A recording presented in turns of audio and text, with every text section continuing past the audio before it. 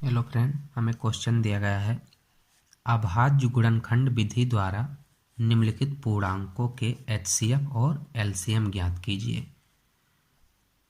पहले भाग में हमें दे रखा है 12, 15 और 21, दूसरे में 17, 23 और 29 और तीसरे में दे रखा है 18, 8, 9 और 25। अब हमें इसका क्या करना है, एचसीएफ ज्ञात करना है और एलसीएम ज्ञात करना है। तो हम एचसीएफ ज्ञात करने के लिए क्या करेंगे, पहले संख्याओं का गुणनखंड ज्ञात करेंगे, फिर उसके बाद में एलसीएम और एचसीएफ ज्ञात करेंगे। तो पहला क्वेश्चन से शुरू करते हैं। क्या दिया हुआ है मेरा, पहले 12 और 15 तथा 21 का एचसीएफ ज्ञात करना है। ऐसे पहले बनाएंगे, उसके बाद 2 से ये कटेगा, 2 छक्के 12, 2 तिहाई 6, ये 3 से जाएगा एक बार में, ये 2 से कटेगा नहीं, ये 3 से कटेगा, 3 पचे 15 और 5 से ही कटेगा, 5 1 5, ये 3 से कटेगा, 3 सते 21 और ये 7 से कटेगा, 7 1 7। अब हम क्या लिख सकते हैं, इसको लिख सकते हैं 12 बराबर 2 गुणे 2 गुणे 3 और 15 के बराबर में क्या लिख सकते हैं, 3 गुणे 5 और 21 के बराबर में लिख सकते हैं 3 गुणे 7। अब हमें इसका एचसीएफ ज्ञात करना है।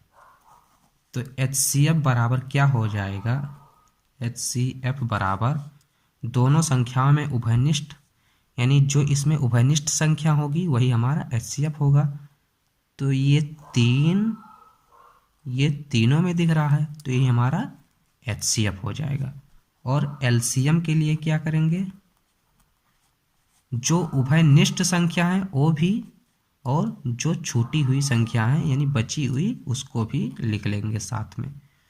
3 गुणे 2 गुणे 2 गुणे 5 गुणे 7।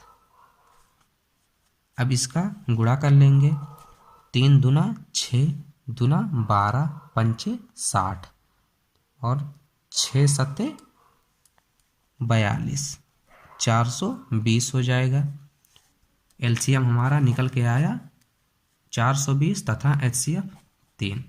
अब हमें दूसरे प्रश्न में क्या दे रखा है, 17, 23 और 29, इसको भी लिख ले रहे हैं यहाँ से सेकंड। 17, 29 और 23 का, तो 17 ये 17 से ही कटेगा, 17 1 17, 29 29 से ही कटेगा, 29 1 29 और 23 भी अपनी संख्या से कटेगा। तो इसके बराबर में हम यहाँ से लिख सकते हैं 17 बराबर 17 गुणे 1 और 29 को लिख सकते हैं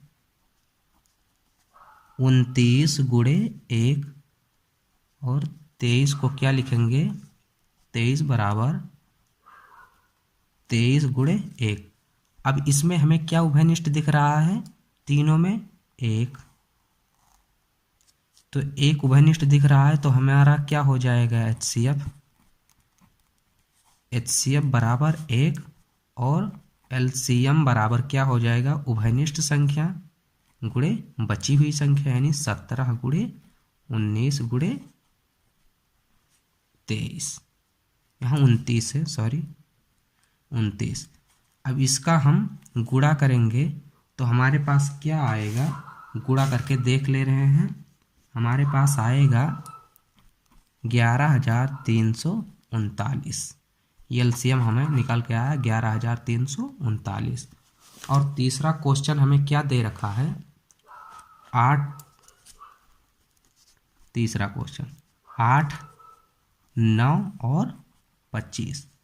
अब 8 हमारा किससे कटेगा, 8 2 से कटेगा, 2 चौके 8, ये 2 दूना 4 और ये 2 से कटेगा, 2 1 2। यहाँ 9 3 से कटेगा, 3 त्रिका 9 3 से 3 एकम 3। 25 को 3 से तो कटेगा नहीं, ये 5 से कटेगा, 5 पच्चे 25, ये भी 5 से कटेगा, 5 एकम 5।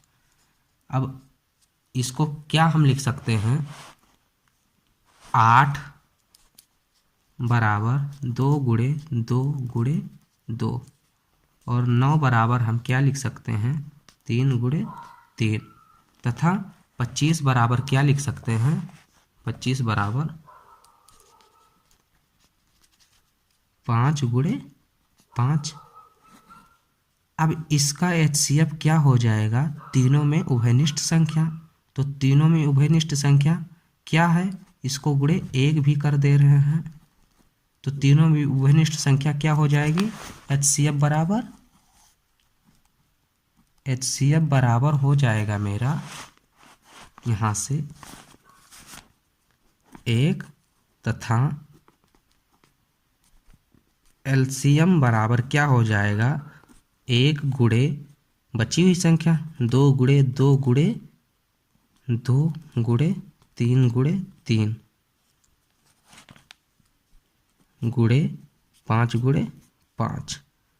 अब इसका गुणा कर ले रहे हैं, जो आएगा वही मेरा हो जाएगा। गुणा करने पर हमें यहाँ से मिलेगा 1800, यानी एलसीएम बराबर 1800 और एचसीएफ बराबर 1। तो धन्यवाद दोस्तों, यदि यह वीडियो समझ में आया हो तो इसे प्लीज़ लाइक कमेंट कर दीजिएगा, तथा यदि आप चैनल पर नए हैं तो इसे सब्सक्राइब कर दीजिएगा। Thank you.